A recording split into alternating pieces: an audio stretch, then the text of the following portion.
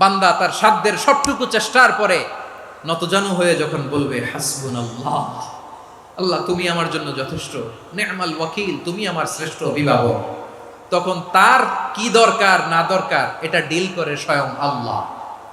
আমার মায়েরা, আমার বোনেরা, আপনারা এই দোয়াগুলো পড়বেন, আপনার স্বামীকে শেখাবেন, সন্তানকে শেখাবেন, আপনার পুরো পরিবারটাকে জান্নাতের টুকরো বানিয়ে দিবে কে? একদল আছে হাই হুতাশ করে, হায় আল্লাহ রে মোর কি হইল রে, মই কি হরমু রে, মই কমবে জামু রে, আছে না নাই? এরকম বিলাপ করতে নিষেধ করেছেন বিশ্বনবী। কি করব, কই যাব, কি হবে, হায় হায়, এরকম হাহুতাশ আছে না নাই? বিশ্বাসীরা হাহুতাশ করে না, তারা ইন্না লিল্লাহ পড়ে। কি পড়ে মনে থাকবে? আমরা পড়ব ইন্না লিল্লাহি ওয়া ইন্না ইলাইহি রাজিউন। নিশ্চয়ই আমরা আল্লাহর জন্য, আমরা আল্লাহর দিকেই ফিরে যাব। এরপর পড়ব আল্লাহুম্মা আজুরনি ফি মুসিবাতি ওয়া আখলুফ লি খায়রাম মিনহা। আল্লাহ, আমি যে বিপদে ধৈর্য ধারণ করলাম এটার সওয়াব দিও, আর যা হারালাম তার চেয়ে ভালো কিছু দিয়ে বদল করে দিও। সুবহানাল্লাহ পড়েন। বিশ্বনবীর হাদিস শুনলেন উম্মে সালামা রাদিয়াল্লাহু তাআলা আনহা। ওনার স্বামী হলো আবু সালামা। মজার ঘটনা খেয়াল করে শুনেন আমার প্রিয় কলিজার টুকরা ভাইয়েরা। কানগুলো খরগোশের কানের মতো খাড়া করে আমার দিকে তাকান। সাইয়্যিদাতুনা উম্মে সালামা রাদিয়াল্লাহু তাআলা আনহা, ওনার স্বামীর নাম আবু সালামা। শ্রেষ্ঠ দম্পতি, শ্রেষ্ঠ ফ্যামিলি। প্রথমে হিজরত করেছিলেন হাবাসায়, পরে হিজরত করেছেন মদিনায়। উহুদ যুদ্ধের পরে ওনার স্বামী আবু সালামা ইন্তেকাল করলো, শহীদ হলো। সুবহানাল্লাহ পড়েন। যখন আবু সালামা ইন্তেকাল করলো, উম্মে সালামা রাদিয়াল্লাহু তাআলা আনহা কেঁদে কেঁদে হয়রান। আর নবীর শিখানো বাণী অনুযায়ী তিনি বারবার পড়ছিলেন ইন্না লিল্লাহ। কি পড়ছিলেন? মুই কই জামু, কি হরমু, এগুলো বলে নেই। কি বলছে? ইন্না লিল্লাহ। যেহেতু বিশ্বনবী বলেছেন কেউ যদি বিপদের প্রথম ধাক্কায় পড়ে ইন্না লিল্লাহি ওয়া ইন্না ইলাইহি রাজিউন, আল্লাহুম্মা আজুরনি ফি মুসিবাতি ওয়া আখলুফ লি খায়রাম মিনহা, তাহলে এই বিপদে যে সে যা হারালো তার চেয়ে শ্রেষ্ঠ কিছু দিয়ে আল্লাহ তার বদল দিয়ে দিবে। এই হাদিস শুনে উম্মে সালামা রাদিয়াল্লাহু তাআলা আনহা ওনার প্রাণ প্রিয় স্বামী আবু সালামার ইন্তেকালের পরে চোখের পানি ছাড়ে আর পড়ে ইন্না লিল্লাহি ওয়া ইন্না ইলাইহি রাজিউন, আল্লাহুম্মা আজুরনি ফি মুসিবাতি ওয়া আখলুফ লি খায়রাম মিনহা।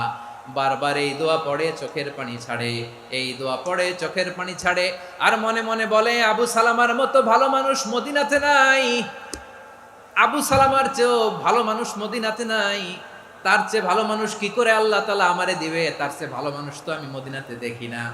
চোখের পানি দিয়ে বুক ভাসায় আর নবীর হাদিসের উপর আমল করে পড়ে ইন্না লিল্লাহি ওয়া ইন্না ইলাইহি রাজিউন, ইন্না লিল্লাহি ওয়া ইন্না ইলাইহি রাজিউন। পড়তে পড়তে চোখের পানি ছাড়ে আর চিন্তা করে বিশ্বনবী বললেন এই দোয়া পড়লে যেটা হারালাম তার চেয়ে ভালো কিছু দিয়ে আল্লাহ পুরস্কার দেয়। আবু সালামের চেয়ে ভালো মানুষ মদিনার মধ্যে আর কে হতে পারে? কি আজীব তামাশা, কি অবাক করা ঘটনা। কিছুদিন পরে দেখা গেল সাইয়্যিদুল মুরসালিন রাহমাতাল লিল আলামিন স্বয়ং বিশ্ব নবী উম্মে সালামাকে বিয়ের প্রস্তাব পাঠিয়েছে। স্বয়ং বিশ্ব নবী উম্মে সালামা রাদিয়াল্লাহু তাআলা আনহাকে বিয়ের প্রস্তাব পাঠিয়েছেন। উনি রাজি হয়ে গেলেন, বিয়ে হয়ে গেল, উনি হয়ে গেলেন উম্মুল মুমিনিন, আমাদের মা, পুরো মুসলিম উম্মার মা। চিৎকার করে বলেন আল্লাহু আকবার। তাহলে আমার প্রাণপ্রিয় ভাইয়েরা, বিপদে পড়লে আমরা পড়বো ইন্না লিল্লাহি ওয়া ইন্না ইলাইহি রাজিউন, আল্লাহুম্মা আজুরনি ফি মুসিবাতি ওয়া আখলুফ লি খায়রাম মিনহা। করবেন? করবেন না? যারা যারা বিপদ আসলে এই দোয়াটা পড়বেন এখন থেকে আওয়াজ করে ইনশাআল্লাহ বলেন। যা হারাইছেন তার চেয়ে শ্রেষ্ঠ জিনিস দিয়ে বদলা দিবে কে? বিশ্বাস হয়? একটু সন্দেহ লাগে মনে হয়, একটু সন্দেহ আছে? যাদের বিশ্বাস হবে তাদের কি আল্লাহ উত্তম বদলা দিবে, ঠিক কিনা বলেন? তাহলে বিপদে পড়লেই প্রথমে আমরা এটা পড়ব। দোয়াগুলো যদি এখন মুখস্থ না হয়, এই যে রেকর্ডিং হচ্ছে, পেয়ে যাবেন, কালকেই পেয়ে যাবেন। শুনে শুনে মুখস্থ করবেন। আমার মায়েরা, আমার বোনেরা, আপনাদের জন্য 3টি মাঠের অ্যারেঞ্জমেন্ট করা হয়েছে, আমি জানি। আপনারাও এই দোয়াগুলো পড়বেন, আপনার স্বামীকে শেখাবেন, সন্তানকে শেখাবেন, আপনার পুরো পরিবারটাকে জান্নাতের টুকরো বানিয়ে দিবে কে? তাহলে বিপদ আসলে প্রথমে কি পড়তে হবে এটা জেনে গেলাম। এরপরে বিপদ আসলে নিজেকে কি করে আল্লাহর কাছে সঁপে দিতে হয় এটাও জানার দরকার আছে না নাই? বিপদে প্রথমে ইন্নালিল্লাহ পড়লাম, ধৈর্য ধারণ করলাম, বিপদ থেকে উদ্ধারের সর্বোচ্চ চেষ্টা করলাম। আমার কাজ যখন শেষ তখন আমি আমার এই বিষয়টা আল্লাহর কাছে সঁপে দিব। কার কাছে সোপর্দ করব? কার কাছে? বিপদে বললে কেমন করে নিজেকে আল্লাহর কাছে সঁপে দিতে হয় আসুন সাইয়েদনা ইব্রাহিম আলাইহিস সালামের জীবনী থেকে জানি। আল্লাহর খলিল ইব্রাহিম আলাইহিস সালাম আমাদের মতো সমাজ ব্যবস্থা পায় নাই। আমরা জন্মের পরে আমাদের কানের ভেতরে আজান দিয়েছে কে? একামত দিয়েছে কে? আমাদের বাপ দাদারা আমাদের কানে আজান দিয়েছে কি? দেয় নাই।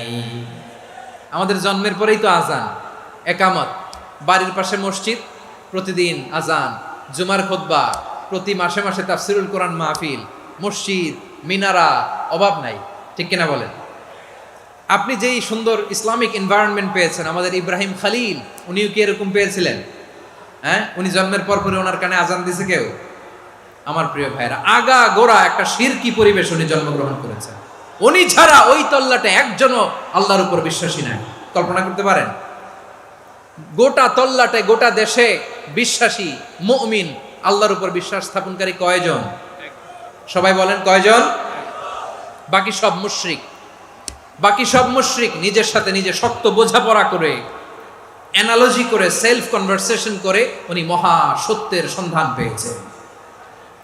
উনি আকাশের তারা দেখে ভাবে মনে হয় এটাই আমার খোদা, পরে দেখে তারা নাই, মনে মনে বলে না তাইলে এটা না। আবার চাঁদ দেখে বলে চাঁদটা বড় মায়া লাগে, মনে হয় এটাই আমার রব, পরে দেখে চাঁদও নাই, কয় না এটা না। এরপরে দ্বিপ্রহরের জলজলে সূর্যটা খাঁ খাঁ করে গোটা পৃথিবীটারে রৌদ্র দিয়ে তাতিয়ে রাখে। তিনি ভাবলেন মনে হয় এটাই আমার রব, কারণ এটাই তো সবচেয়ে বড়।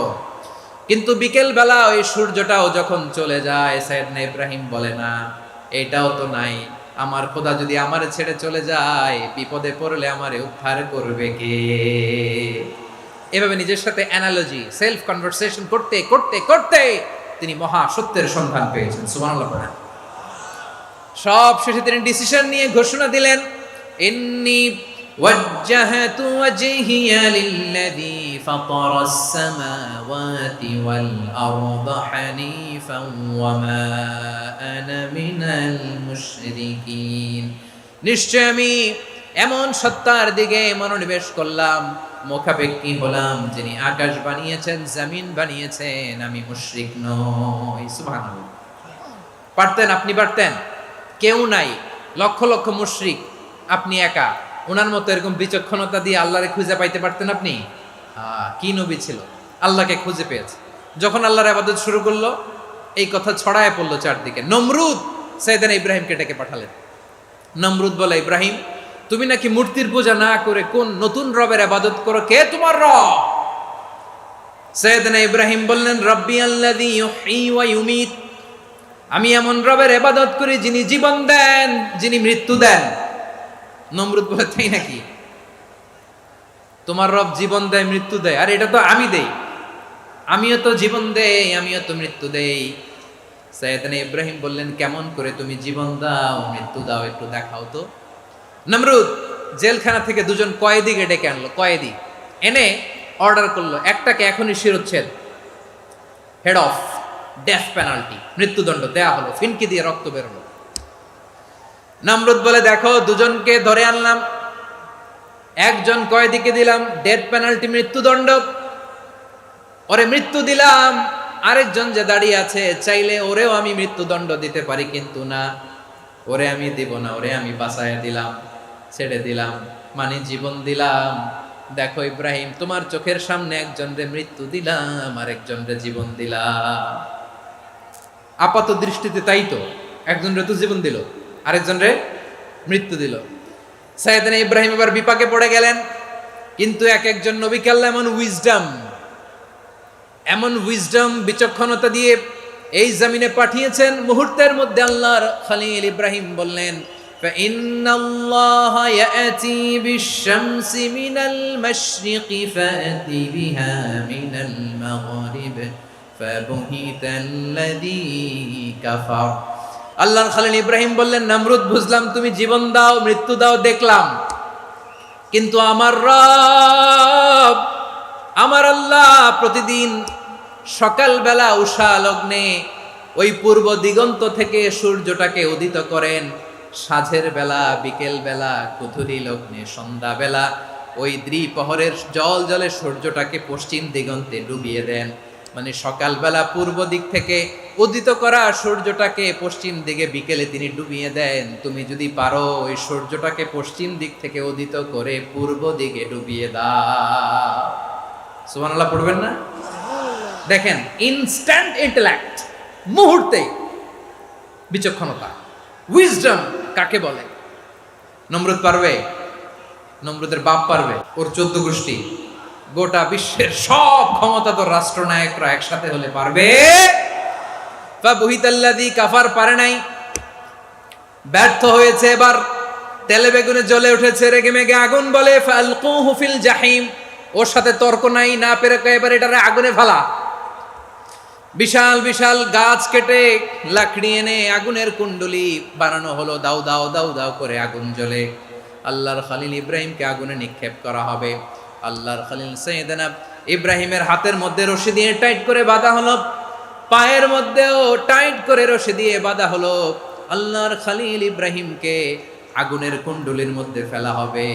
ও মিয়া, আপনি যে বিপদের কারণে ভয় পান, হতাশ হন, এটা কোনো বিপদ ওনার বিপদের সামনে? পটুয়াখালী আওয়াজ করে বলুন, সাইয়েদনা খলিল ইব্রাহিমের বিপদের সামনে আমাদের বিপদগুলো কোনো বিপদ? এটা কোনো বিপদই না, এটা কোনো বিপদই না। হাত পা বেঁধে টাইট করে নিক্ষেপ করা হবে, সিম্পলি ফেলা যাবে না, কারণ দাও দাও করে দ্য ব্লেজিং ফায়ার, এমন আগুনের কুণ্ডলি, কাছে যাওয়া যায় না, আগুনের উত্তাপে নিক্ষেপ করা হবে। হাতে রশি বেঁধে, পায়ে রশি বেঁধে আল্লাহর খলিল ইব্রাহিম আলাইহিস সালামকে আগুনের মধ্যে নিক্ষেপ করা হবে। আহা, এটার বলে অগ্নি পরীক্ষা। উনি অগ্নি পরীক্ষার সম্মুখীন হয়েছিলেন, এজন্য কঠিন পরীক্ষাকে আমরা অগ্নি পরীক্ষার সাথে তুলনা করি, ঠিক কিনা? সাইয়েদনা জিবরাইল এসে বললেন, ও আল্লাহর খলিল, ওরা তো আপনার হাতও বেঁধে ফেললো, পাও বেঁধে ফেললো, নড়াচড়ার সুযোগ নাই, বলেন আমি জিবরিল ফেরেশতা আপনার জন্য কি করতে পারি? আল্লাহর খলিল ইব্রাহিম বলেন, ও জিবরাইল, তোমার কাছে আমার কোনো চাওয়া পাওয়া নাই। সুবহানাল্লাহ বলেন। তোমার কাছে বলার কিছু নাই, তোমার সাহায্যের আমার দরকার নাই। সাইয়েদনা ইব্রাহিম আলাইহিস সালামকে হাতে পায়ে রশি বেঁধে, হাত পা বাঁধা অবস্থায় জ্বলন্ত অগ্নিকুণ্ডে যখন নমরুদের দলবল নিক্ষেপ করবে, আল্লাহর খলিল কিভাবে নিজেকে আল্লাহর কাছে সঁপে দিয়েছেন, পটুয়াখালীর ভাইরা খেয়াল করে শুনুন। হাত পা বেঁধে আল্লাহর খলিলকে যখন নিক্ষেপ করা হবে, তিনি মুখ ফুটে বলে ফেললেন, হাসবুনাল্লাহু ওয়া নি'মাল ওয়াকিল। হাসবুনাল্লাহু ওয়া নি'মাল ওয়াকিল, আমার জন্য আল্লাহই যথেষ্ট, আমার জন্য আল্লাহই যথেষ্ট। তিনি আমার সবচেয়ে বড় গার্ডিয়ান, তিনি আমার সবচেয়ে বড় অভিভাবক। জিব্রাইলের সাহায্যের অফারকে ফিরিয়ে দিলেন, দুনিয়ার বুকে কারো কাছে কিছু বলেন নাই, মুখ ফুটে বলেছেন হাসবুনাল্লাহ। ও আমার পটুয়াখালীর প্রাণের ভাইয়েরা, খেয়াল রাখবেন, কোনো বান্দা তার হাতে থাকা সব চেষ্টাটুকুন করার পরে মুখ ফসকে মুখ দিয়ে যখন বলে ফেলে হাসবুনাল্লাহ, বান্দা যখন হাসবুনাল্লাহ বলে ফেলে, ওই ব্যাপারটা ডিল করার দায়িত্ব স্বয়ং আল্লাহ আরশের উপর থেকে নিয়ে নেয়। আপনি যখন বলে ফেলবেন হাসবুনাল্লাহ, এটা ডিলিং করবে কে তখন? চিল্লায় বলেন না, তিনি কে? বান্দা তার সাধ্যের সবটুকু চেষ্টার পরে নতজানু হয়ে যখন বলবে হাসবুনাল্লাহ, আল্লাহ তুমি আমার জন্য যথেষ্ট, নি'মাল ওয়াকিল, তুমি আমার শ্রেষ্ঠ অভিভাবক, তখন তার কি দরকার না দরকার এটা ডিল করে স্বয়ং আল্লাহ। নিক্ষেপ করা হলো সাইয়েদনা ইব্রাহিমকে অগ্নিকুণ্ডলিতে। হাজার হাজার মানুষের দৃশ্য দেখার জন্য জড়ো হয়েছে এরকম বিশাল ময়দানে। কিন্তু কি অবাক করা ঘটনা, সবাই ভয় পাচ্ছিল, না জানে কি হয়ে যায়। আল্লাহর খলিলকে যখন আগুনের কুণ্ডলিতে নিক্ষেপ করা হয়, আল্লাহর খলিল ইব্রাহিম আগুনের কুণ্ডুলের মধ্যে বসে বসে মানুষগুলোর দিকে তাকিয়ে হাসতে শুরু করে দেয়।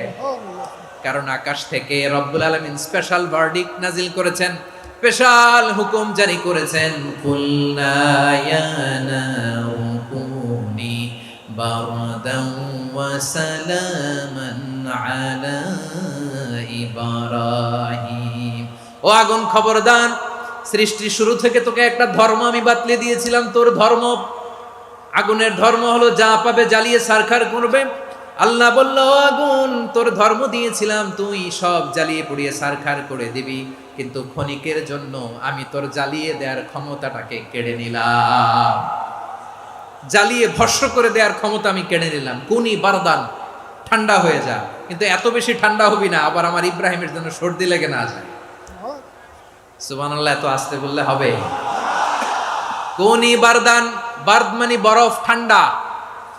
ঠান্ডা হ, কিন্তু এত ঠান্ডা হবি না যাতে আমার ইব্রাহিমের কষ্ট হয়। আগুন বলে, আল্লাহ একবার বললাম ঠান্ডা হ, আবার বলো এত ঠান্ডা হবি না যাতে খালিলের সর্দি না লাগে। কেমন ঠান্ডা হব, কেমন এনভায়রনমেন্ট তৈরি করে দেব বলো। আল্লাহ বললেন, সালামান আলা ইব্রাহিম, আমার খলিল, আমার কলিজা, আমার ইব্রাহিমের জন্য তুই জান্নাতের গুল বাগিচা হয়ে যা। ও ভাই, নবী মুসার মতো ঈমান হলে রাস্তা হবে সাগর জলে, নবী ইউসুফের মতো ঈমান হলে একে একে দরজা খোলে। নবী ইব্রাহিমের মতো ঈমান যদি আজও থাকে বিদ্যমান, অগ্নিকুণ্ডে দেখতে পাবে খুবসুরতে ফুল বাগান। কুলনা ইয়া নারু কুনি বারদান ওয়া সালামান আলা ইব্রাহিম। বান্দা যখন মুখ দিয়ে বলে হাসবুনাল্লাহ, আমার আল্লাহ আমার জন্য যথেষ্ট, এই বলে যখন নিজেকে সঁপে দেয়, তার কি লাগবে ওই দায়িত্ব স্বয়ং নিয়ে নেয় কে? সবাই বলেন, স্বয়ং নিয়ে নেয় কে? তাহলে আমার প্রিয় ভাইরা, বিপদের শুরুতেই আমরা বলবো ইন্না লিল্লাহ। শুরুতে কি বলবো? এরপরে যেই বাক্যটা পড়ে নিজের পরিস্থিতিকে আল্লাহর দরবারে সঁপে দিব, সেটা হচ্ছে হাসবুনাল্লাহ। সেটা কি? বিষ্ণু বলেন, লা ইয়াজালু লিসানুকা রাতাবান মিন যিকরিল্লাহ। সব সময় আল্লাহর স্মরণ দিয়ে, জিকির দিয়ে জিহ্বাটারে সিক্ত রাখো। আর শয়তানু জাসিমুন আলা কলবি ইবনে আদম, শয়তান বনি আদমের কলবে খামচি মেরে বসে থাকে। ফাইদা যাকারাল্লাহ খানাসা, মানুষ যখন আল্লাহর স্মরণ করে জিকির করে শয়তান দৌড়ে পালায়। ওয়াইদা গাফালা ওয়াসওয়াসা, যখনই বনি আদম গাফেল হয় তখনই শয়তান তার হৃদয়ে ওয়াসওয়াসা দেয়। এজন্য বিপদে পড়লে ইন্না লিল্লাহ, নিজের সব টুকুন করার পরে, নিজের রোল প্লে করার পরে নিজেকে আমরা কি বলে সঁপে দিব? সবাই বলেন, সবাই বলতে হবে। আরো জোরে বলে, মনে থাকবে? বিপদে পড়লে প্রথমে ইন্না লিল্লাহ, এরপরে নিজেকে যখন সঁপে দিব তখন হাসবুনাল্লাহ।